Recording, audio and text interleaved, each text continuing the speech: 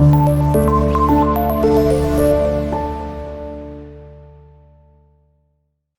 वालेकुम dear students. हमारा 10th class computer का आज का टॉपिक है जी नेस्टेड लूप। हम इसके अंदर जानेंगे लूप स्ट्रक्चर का, जो नेस्टेड लूप स्ट्रक्चर है उसका सिंटैक्स, उसका जनरल स्ट्रक्चर, उसका यूज पढ़ेंगे और उसके साथ एक एग्जांपल है जिसके अंदर हमने एक से लेकर 10 तक की लिस्ट प्रिंट करनी है और उसको 5 टाइम्स स्क्रीन के ऊपर शो करवाना है। जानते हैं अपने इस लेक्चर के अंदर ये सब कुछ। फर्स्ट ऑफ ऑल स्टूडेंट्स, हम लोग देखते हैं कि जी ये नेस्टेड लूप क्या होते हैं।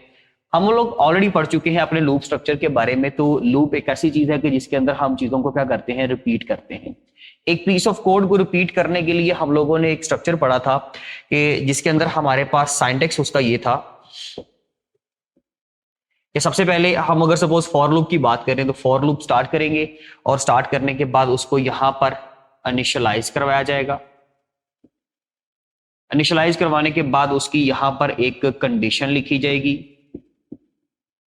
कंडीशन के बाद हम यहां पर इंक्रीमेंट या फिर डिक्रीमेंट करेंगे और उसकी बॉडी के अंदर, यहां पर इसकी बॉडी के अंदर हम वो वाला कोड करेंगे जिसको हम रिपीट करवाना चाहते हैं, कोड फॉर रेपिटेशन। लेकिन स्टूडेंट देखें, कभी ऐसा सिनेरियो भी आ जाता है कि जिसके अंदर कुछ ऐसा हो कि एक लूप की बॉडी के अंदर हमें फर्दर एक लूप स्टार्ट करवाना पड़ जाए। अगर हमें कभी एक लूप की बॉडी के अंदर एक लूप बनाना पड़े, उसको हम बोलते हैं जी नेस्टेड लूप। बेसिकली आप इसकी डेफिनेशन इस तरह से कर सकते हैं, a loop with in the body of another loop, the body of an other loop। तो स्टूडेंट्स, अगर आपको कभी एक लूप की बॉडी के अंदर अगर फर्दर एक लूप बनाना पड़े तो उसको नेस्टेड लूप बोलते हैं। ये बेसिकली नेस्टेड लूप का कॉन्सेप्ट है, जिसके अंदर अगर सपोज यहां पर हमने एक लूप सपोज बनाया है, एक लूप इस बॉडी के अंदर, क्योंकि हम बात ऊपर की है a loop with in the body of another loop, मतलब लूप की बॉडी के अंदर एक लूप बनाना है। अगर मुझे इसकी बॉडी के अंदर एक फर्दर लूप बनाना पड़े और सपोज मुझे फॉर लूप ही बनाना पड़ गया है, तो उसके अंदर फिर वही बात कि यहां पर इनिशियलाइज करेंगे वेरिएबल को, यहां पर एक कंडीशन आएगी, यहां पर इंक्रीमेंट या डिक्रीमेंट आएगा। उस लूप की अपनी भी ब्रेसेस होंगी डेफिनेटली, ठीक है जी, इस तरह से। और यहां पर वो कोड जो उसका है।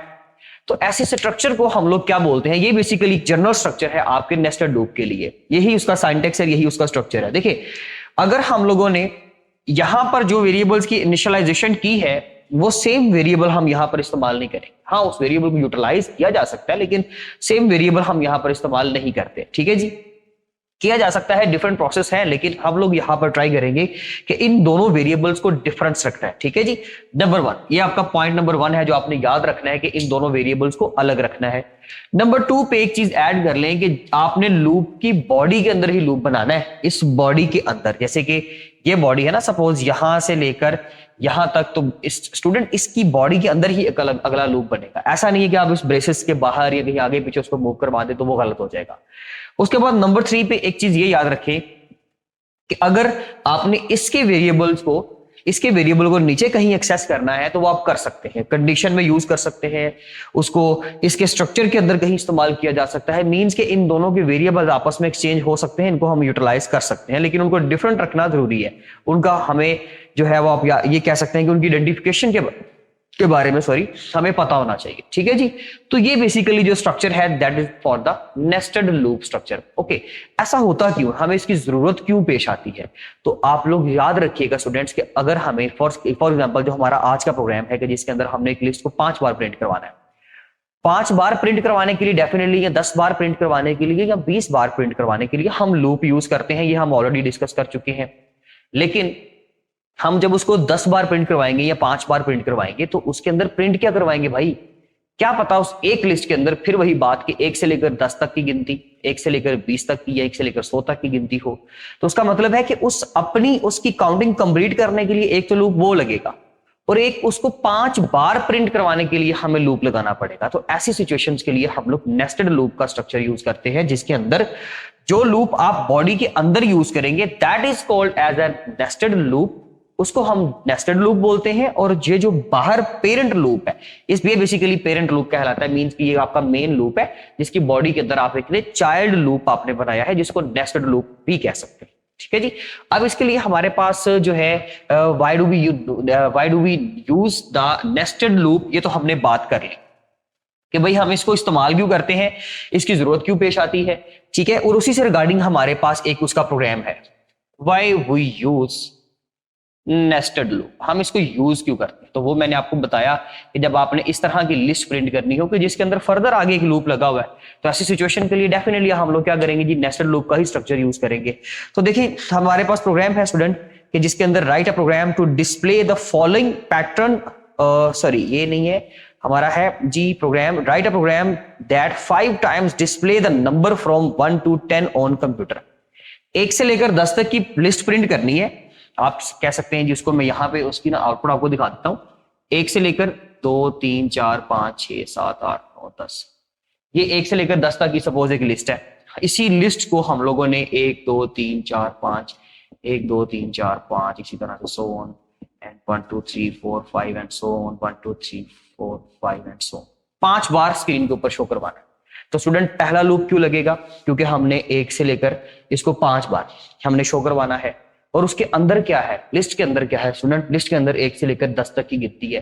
भाई वो 1 से लेकर 1000 तक की भी तो हो सकती है ना, तो इसीलिए उसके लिए भी लूप लगाना जरूरी है। और ये इस तरह का जो सीक्वेंस है कि 1 से लेकर एक इसको 5 बार प्रिंट करवाना है, कोई ये भी तो कह सकता है ना कि इसको 100 बार इसको प्रिंट करवाए, 100 टाइम्स इसको प्रिंट करवाए, तो ऐसी सिचुएशन के लिए भी लूप की जरूरत पड़ेगी। तो that's why we use the concept of nested loop. अब इसके लिए क्या प्रोग्राम है आप लोग जरा वो देखिए। सारा कुछ वैसे ही चलेगा, जिसके अंदर आप क्या करेंगे जी, फिर अब आपके बाद के आप सबसे पहले इंक्लूड करेंगे फाइल्स को। ठीक है, stdio.h void main लगा दिया जी अपना, और void main की ब्रैकेट के अंदर, इस ब्रैकेट को तो मैं सबसे पहले बंद करूंगा ताकि मुझे भी होता है कि मैं इसको गलत ना कर दूं, तो इसलिए आपने इसको लाजमी तौर पे पहले ही इस्तेमाल कर लेना है।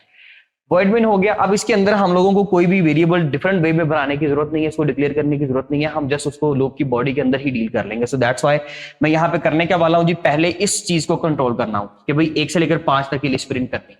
1 से लेकर 5 तक का मतलब यह है कि आपका आई इनिशियलाइज करेंगे हम 1 से, ले जी आई को इनिशियलाइज कर दिया 1 से, कहां तक, जब तक आई की वैल्यू इक्वल्स टू या लेस देन 5 नहीं रहती तब तक लूप चलेगा, और उसमें हर बार 1 का इजाफा भी होता रहेगा। ठीक है, ये तो बात समझ में आ गई हमारे कि हमारा एक आई 1 से स्टार्ट होगा, जब तक आई की वैल्यू 5 से कम है उसमें 1 का इजाफा भी होता रहेगा और नीचे वाला कोड भी चलता रहेगा। नीचे वाला कोड क्या है, नीचे वाला कोड ये है कि हम लोगों ने 1 से लेकर 10 तक की लिस्ट प्रिंट करवानी है। तो लिस्ट की प्रिंट करवाने के लिए तो हम ऑलरेडी कोड कर चुके हैं, सेम वही फाइल वही कोड हम लोगों ने यहाँ पे कॉपी पेस्ट करना है, लेकिन विद अ डिफरेंट वेरिएबल, क्योंकि एक वेरिएबल आई तो हम इस्तेमाल कर चुके हैं, या अगर आपने यहां पर जे इस्तेमाल किया तो वही सेम कोड आप फिर यहां पे लिखते हैं। लेकिन खैर हमें इसका कॉन्सेप्ट समझ में आ गया है कि हमने एक तो इस लिस्ट को 5 बार प्रिंट करवाने के लिए कोड कर लिया। इस लूप की बॉडी जो है, क्योंकि ये तो void main की ब्रैकेट है, ले जी इस लूप की बॉडी स्टार्ट कर लेते हैं और इसको यहां पर बंद कर, क्योंकि void main की ब्रैकेट से पहले इसी की ब्रैकेट आएगी। इसके अंदर क्या करना है, फिर एक फॉर लूप लगाएंगे जिसके अंदर हम एक वेरिएबल रखेंगे जे, उसको 1 से इनिशियलाइज करवाते हैं जब तक जे की वैल्यू स्टूडेंट लेस देन और इक्वल्स टू, आप इक्वल्स टू को बेहतर है कि आप इसी तरह से जैसे बोलते हैं ना, इसको लेस देन और इक्वल्स टू ऐसे ही लिखें, जब तक वो 10 नहीं हो जाती तब तक आप लोगों ने क्या करना है, इस जे की वैल्यू को भी इंक्रीमेंट करते रहना है। और हर बार जे की, अगर जब तक ये लूप ट्रू रहेगा, अंदर वाला लूप जब तक ट्रू रहेगा, तो उसकी बॉडी के अंदर क्या होना चाहिए, उसकी बॉडी के अंदर ये होना चाहिए कि भाई आप प्रिंट करते जाएं वो लिस्ट, और वो लिस्ट क्या है, प्रिंट एफ। क्योंकि जे इंट टाइप का है तो हम लोग यहां पे इसकी टाइप भी मेंशन कर देते हैं, यहां पर इंट, ये आपका फॉर लूप, और ये भी इंट टाइप का है, इसकी भी टाइप मेंशन करें, अदरवाइज ये भी एक बड़ी मेन गलती है जो हम अक्सर यहां पे भूल गए हैं, तो ये गलत बात है। इंट और ये फॉर आ गया, ठीक है जी। वेरिएबल की डिक्लेरेशन, इनिशियलाइजेशन सब कुछ साथ साथ करनी है। डेटा टाइप वही रूल है जो हम ऑलरेडी पढ़ चुके हैं चैप्टर नंबर 1 और 2 के अंदर, वो सारा कुछ नहीं भूलना। सारा कुछ हम यहाँ पे इंप्लीमेंट तो करेंगे लेकिन वो भूलेंगे नहीं। सो दैट्स वाई मैंने यहाँ पे इंट और इंट भी लिख दिया। क्या प्रिंट करना है जी, आपने वो लिस्ट प्रिंट करनी है जिसकी वैल्यू जे में आ रही है बेसिकली। तो आप फॉर्मल आइडेंटिफायर लगा दें उसके लिए डी, क्योंकि जे जो है वो इंट टाइप का है और जे की वैल्यू को प्रिंट करते जाए। नेक्स्ट लाइन पे क्योंकि नहीं जाना, एक ही लाइन में शो करवाना है, तो बेहतर है कि आप उसको वो उसके लिए जो बैक वो होता है आपका एस्केप सीक्वेंस, वो यूज करने की जरूरत नहीं है। हम इसको यहाँ पे बंद कर देते हैं। ये था स्टूडेंट आपका आज का प्रोग्राम। अब इसकी जो है आउटपुट आप लोग देख सकते हैं। अगर आपने इसको नेक्स्ट लाइन पे, क्योंकि 1 से लेकर 10 तक की जो लिस्ट प्रिंट करवा रहे हैं ना, वो तो चले जी ठीक है, उसमें तो कोई आपने नेक्स्ट लाइन पे मूव नहीं करना, तो वो ठीक है। लेकिन एक लिस्ट के प्रिंट होने के बाद हमने नेक्स्ट लिस्ट प्रिंट होने से पहले, मतलब ये कि आपने लाइन ब्रेक करनी है। आपकी एक लिस्ट प्रिंट होगी यहां पर और फिर नेक्स्ट आप यहां पर प्रिंट करवाना चाहते हो और नेक्स्ट लाइन के ऊपर, इसलिए उसके लिए आप एक बैक जो है वो एस्केप सीक्वेंस यूज कर लें। तो इसकी ब्रैकेट खत्म होने से पहले ही आप चाहे कर लें, या इसकी ब्रैकेट खत्म होने के बाद आप यहां पर प्रिंट एफ को एडजस्ट कर लें, जिसमें आप लोग क्या लिखेंगे जी, बैक स्पेस और सॉरी ये एस्केप जो है आपका सीक्वेंस बन गया जिसमें बैक स्लैश है, सॉरी वो प्रोनाउंसिएशन में गलत होगी। तो आपकी ये बैक स्लैश है विद एन, तो इस ब्रैकेट से पहले जो आपका ऊपर वाला पेरेंट लूप चल रहा है ना, उसकी ब्रैकेट से पहले, ठीक है जी। तो स्टूडेंट ये इस तरीके से आप क्या कर सकते हैं, इस लिस्ट को प्रिंट करवा सकते हैं अपनी स्क्रीन के ऊपर, जिसमें आपने 1 से लेकर 10 तक की लिस्ट को, 1 से लेकर 10 तक की एक जो बेसिकली सीरीज है उसको 5 बार स्क्रीन के ऊपर प्रिंट करवाया। अगर इस कंडीशन को बढ़ा दें, मीन्स को कोई चाहता है कि जी इसको मैं 10 बार प्रिंट करवाना चाहता हूं, तो सिंपल आप यहां पर चेंजिंग्स करेंगे, ठीक है जी। आप i इज इक्वल टू 1 है, जब तक i की वैल्यू जो है वो आपकी कहते हैं कि जी 5 तक रहेगी, 5 के बिटवीन रहेगी, तो उसकी बॉडी चलती रहेगी। और जब तक उसकी बॉडी चलती रहेगी तो ये वो कोड है जो हम ऑलरेडी पढ़ चुके हैं कि भाई j की वैल्यू सबसे पहली 1 है, जब तक j की वैल्यू लेस देन 10 रहेगी तो j को प्रिंट करते जाओ, ठीक है। और j को प्रिंट करने के बाद j में इंक्रीमेंट करो, फिर j को प्रिंट करो, फिर j को प्रिंट करो, जब तक वो 10 पे गलत नहीं हो जाता। जैसे ही ये गलत होगा, ठीक है, तो उसी वक्त ये लूप ब्रेक कर जाएगा, ये अपनी बॉडी से बाहर आ जाएगा और उतनी देर में ऊपर वाला लूप भी अपना काम करता रहेगा जब तक उसके 5 राउंड कंप्लीट नहीं हो जाते। देखिए स्टूडेंट, मैं आपको एक चीज इसमें बहुत इंपॉर्टेंट समझा दूं कि जब ये लूप सिर्फ एक बार चलेगा, 1 टाइम चला, उसके बाद इसने अपना काम करना है। इस लूप ने, ये लूप क्या करेगा जी, 1 से लेकर 10 तक की जो काउंटिंग है वो कंप्लीट करेगा। इसने अपना एक काम 1 से लेकर 10 तक की लिस्ट प्रिंट करना है और इस बंदे का काम यह है कि इसने उस लिस्ट को एक बार, एक काउंटर में एक बार प्रिंट करवाना है, वो प्रिंट करवा लेगा। इस लूप की बॉडी के अंदर हम लोगों ने प्रिंट एफ यूज किया हुआ है, तो वो क्या करेगा जी, आपको नेक्स्ट लाइन पे ले आएगा। उतनी देर में इसकी कंडीशन तो अभी तक ट्रू है ना, ये तो चलता रहेगा। ये फिर अपनी आगे क्या करेगा जी, 1 से लेकर 10 तक की लिस्ट अगेन प्रिंट करवाएगा। तब तक वो उसका काउंटर नंबर 2 चल रहा होगा। तो इसको आप कंपैरिजन नहीं कर सकते कि भाई ये 5 बार, ये 10 बार, तो उसको जो आपका प्रोसेसर है, जो आपका लैंग्वेज का कंपाइलर है, उसको कैसे हैंडल करेगा। देखिए स्टूडेंट, वो उनके टाइम, जो आप पीरियड की बात करेंगे वो डिफरेंट हो जाएगा। ऊपर वाले लूप का जो टाइम पीरियड है वो थोड़ा सा स्लो चलेगा क्योंकि उसने 5 बार चलना है, लेकिन उसने एक बार चलने के बाद अपनी अंदर की एग्जीक्यूशन भी तो करवानी है ना। तो जब वो एक बार उसकी कंडीशन ट्रू होगी तो उसमें क्या होगा कि जी उसके नीचे वाला कोड चलेगा, और उसके नीचे वाला कोड क्या है कि उसने 10 बार लिस्ट प्रिंट करवानी। 10 बार लिस्ट प्रिंट हो जाएगी, ये लूप स्टॉप कर जाएगा, रुक जाएगा, क्योंकि इसका काम खत्म हो गया।